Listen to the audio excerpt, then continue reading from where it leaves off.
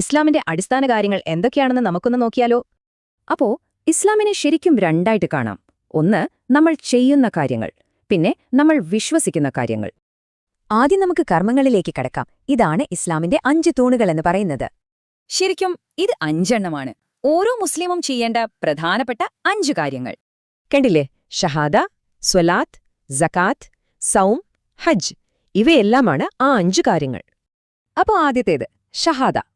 ഒരൊറ്റ ദൈവമേ ഉള്ളൂ എന്നും മുഹമ്മദ് ദൈവത്തിന്റെ ദൂതനാണെന്നും പ്രഖ്യാപിക്കുക. രണ്ടാമത്തേത് സ്വലാത്ത്.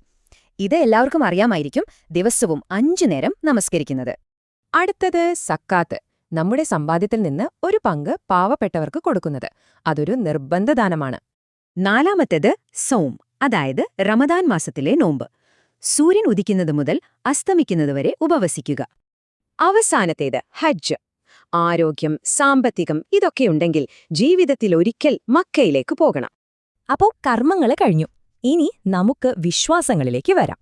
ഇതിനെ നമ്മൾ ഈമാൻ കാര്യങ്ങൾ എന്ന് പറയും. കർമ്മങ്ങൾ 5 ആണെങ്കിൽ വിശ്വാസങ്ങൾ 6 എണ്ണമുണ്ട്. ഇവയാണ് ആ ലോകവീക്ഷണത്തിന്റെ അടിസ്ഥാനം. ഇവയാണ് ആ 6 എണ്ണം.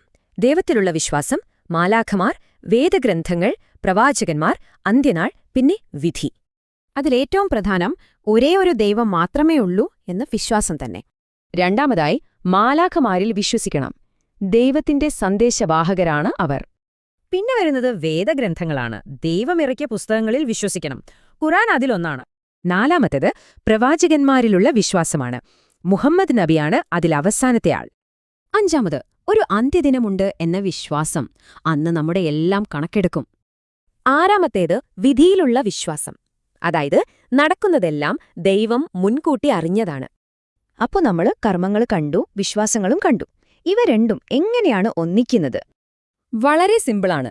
ഈ 5 കർമ്മങ്ങളും 6 വിശ്വാസങ്ങളും ഇത് രണ്ടും ചേരുമ്പോഴാണ് ഇസ്ലാം പൂർണ്ണമാകുന്നത്.